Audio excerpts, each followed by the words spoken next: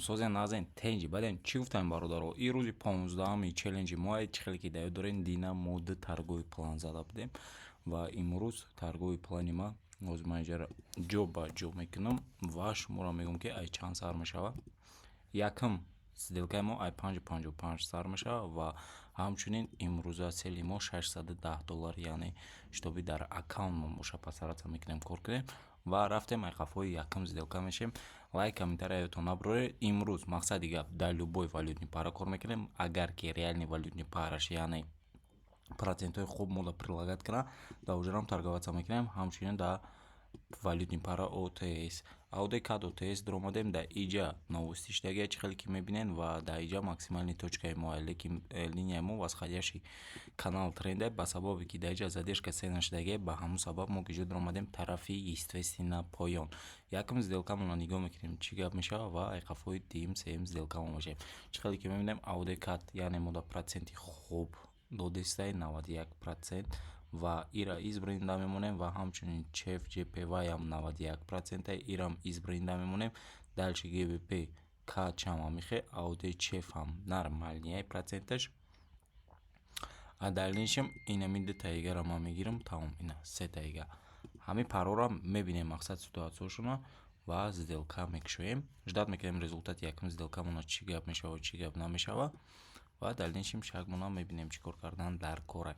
Барои шуме ки дар хона ҳастай, бачаҳо извиняюсь, барои ки хонаи ма кӯдак ҳастай, барои ҳамун сабаб мақсади гап строго судит накунен. Овозада ма ягон чира монтаж намекунам. Якм сделкаи мо успешно ва плюс ба анҷом расид. Мо дар ҳар як пара 2 сделка зиёд намекунем, чихеле ки шумо худтон медонед. Барои ҳамон дар пара моменти созай мақсади як борга поён дромада мешавад. У точка вход мон камтарак нитоа.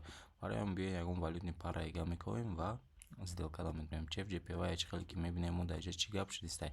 Даҷа нисхадияши канал трендай ва ҳамчунин як дақиқа боло медроем, барои ки айҷа разворот шудагия ва дани точкаи мода хати поддержка он буд, лекин мо аим қадар пункта пропускат карда сделка да дромадем. Мақсад барои мара иқа страшный нестай, барои одамое ки новичокен мақсади гап лучи агар сделкара пропускат кардагӣ бошен, айҷои дар коритон ждат кунен, баъд битроен. Фаҳмон бародаро, в случаи нагузаштани якм сделкаи ма як баробар зиёд карда дим сделка да медром, яъне ва ҳамин хел дальчи рафтан мегирем. Результати сделкамона ждат мекунем.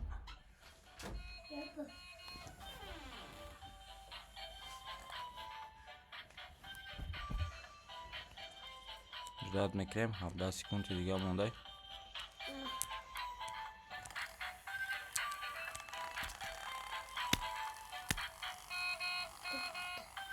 Иди я работаю. 2-1-0. Дим сделкаи мо мақсад ню дача ва дим дагон чихеле ки гуфта будам, дим дагон да медроем мо. Барои мо ҳамин парара камтарак ждат мекунем лучший способ либо алиш кардан дар корай. Ждат мекунем.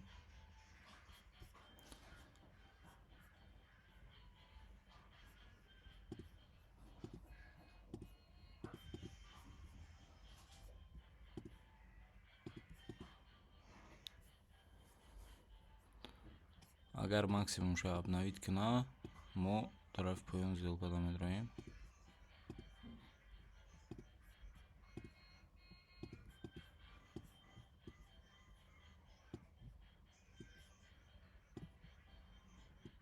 Як дақиқа тарафи боло дромадем. Тамом, дим сделкамона да мепара. В случаи нагузаштани и мо уже бо чӣ кор мекунем? Валютни парамона алиш мекунем, дальше бо ҳолати ситуатсияи нав кофта сделка да медроем, ба сабаби ки даҷа чихеле ки гуфта будам ку дани ситуация лози васхадяши канал тренд рафтиса дани ҳамин направление да ва и пробой карда метавонад то инамҷара, яъне ценаи мо ва ҳамчунин метавонад инамҷа разворот кунад, яъне гиҷо тарафи боло ҳамчунин барава боло по направлению тренда да. Результата ждат мекунем мо. Чанд секунди гашт мондай? 23 секунди 20 секунди бигем вақти мо мондай, 4 секунди свеча мондай. Свечаи мо пробой мекарда бошад нишне ё ки не. Результат ҳолатша ждат мекунем.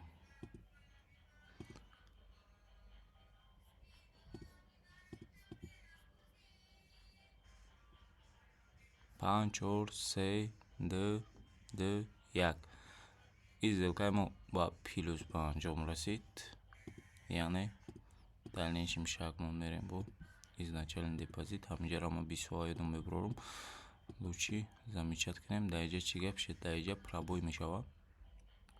барои чӣ чӣ хеле ки мебинем стабилна линия ки ҷо ҳаракат кардесай, тарафи боло ҳаракат кардесай, лекин ин максимуми дар инҷа ҳастай, обновить кардаги нестай ва дальнейшим шаги рынки мо дар ҷо буд сторонаи болода, барои ҳамон ки ҷо дуромадем, тарафи боло дуромадем ва дар инҷа новости штаги буд, яъне пробой свечара дидем чанқай.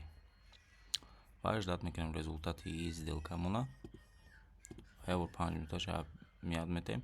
Свечаи 5 минутаи мо, яъне линияи навда дуромад, а и гепи боло мета, уже бояд мо плюси худмона бигирем.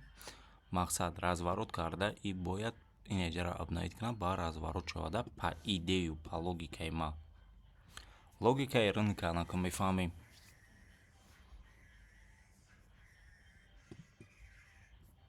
11-10 секунди дигаш мондай. 5 4 3 2 1. Из сделкаи мо чӣ гап шуд? Неудача шуд. Бо дим дагонда омадем. Дар ҳамин пара 1 дақиқа тарафи боло медрома. дар ҳар як пара 2 сделка мекунем. камтарак ждатш мекардем, бо идеалӣ мешуд. баъди ин сделка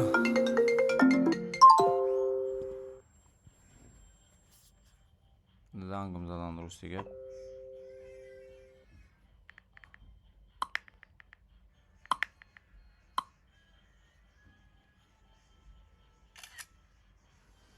зангам задан, рости гап. бахшиш ва дальнейшим шаги ёзи ин сделкамона мебинем.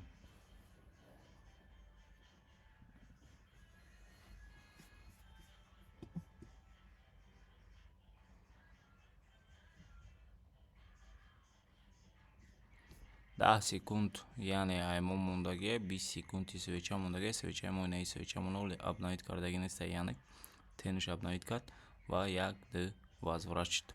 чикор мекунем? параро просто ҳалиш мекунем. мо ягон валидни пара ега дар инҷа 1 дақиқа поён можнаи мо якум сделкамон возврат шуд ку дав пара, яъне дим сделкаи дагонмон возврат шуд. барои ҳамон гиҷада ки ҷо дуромадем тарафи естественно поён. максимумш обновит кард, анака бояд разворот шавад.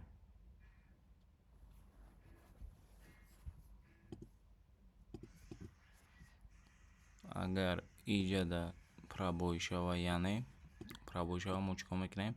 мо просто иҷара 1 баробар зиёд мекунем. ин вақт монадиден 1 минут гирифтагем, например 1 минут намегирем, 1 минуту 30 секундш мекунам. барои чӣ ки 1 минуту 30 секунди свечара ждат мекунам. линия дидем, яъне ҳамин линияи мо сопротивление кардестай, дар ҳамин цена тарафи боло ҳаракат карданаш камтарак ждат мекунем. мо агар ин нагзара 1:30 мо тарафи ки ҷо медурем поён медурем, яъне ин сеюм дагони ма, дим дагони мо намегзара, сеюм дагони мо бояд идеално бигзара. результата ждат мекунем ва мебинем чӣ гап мешавад. агар ки ин нагзара, бо чикор мекунем? мо 1 баробар зиёд мекунем. мақсади гап соат 19:13, дар ин вақт мо вообще кор намекунам. ҳозир бо соати 8 мо чӣ дорем? дар вип каналмон эфир дорем, яъне эфири випа бояд бикунем. барои ҳамун соати 8 агар запис мекардам видеоро, идеалӣ мебуда. ака ба сабаби ки мақсад шав дери баъд нашава видеоро шумода напартом, барои ҳамун ҳозир гуфтам записаш мекунам, мепартом, бо идеални тар мешавада. либо пробойка, либо хай биё моро бите шанса охи. ай чӣ шта намобуз карда. дим сделкамон ҳамин дили ман мега ки я дагони гада тарафи поён будро. барои чӣ ки долго задержка чӯта шудеста ҳамин калидор. я дагони дига дуромадам. мақсади хеле корора шумо я борга такрор мекунам накунед. барои чӣ? барое ки пробой линия шуданаш мумкин аст ва агар ки ина бигзара, ирам бигзара, уже мо хелак бо пеш мерем да, яъне 3 2 1. инаи дагонимон гузашт ва инаи дагони дигаримон ошдод мекунем бозӣ.